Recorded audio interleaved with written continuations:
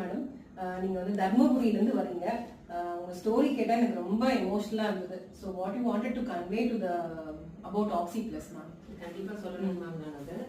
நான் வந்து தர்மபுரியில இருந்து வரேன். சரிங்க. ஒரு 8-9 இயர்ஸாவே எனக்கு லெக் பெயின் இருந்தது. சரிங்க மேடம்.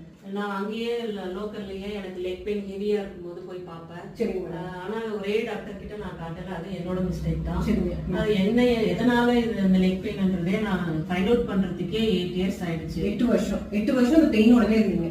பெயினோடவே. ஆனா மேனேஜ் பண்ண முடியும். சரிங்க.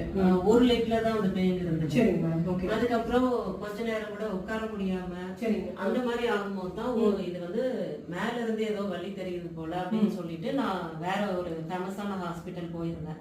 அவங்க வந்து ஸ்பைன்ல வந்து பல்ஜ் இருக்கு, நெக்லயும் தேய்மானம் இருக்கு, அப்புறம் லோ பேக்லயும் தேய்மானம் இருக்கு. தேய்மானத்தை வந்து அது வந்து ரிவர்சபிள் கிடையாது.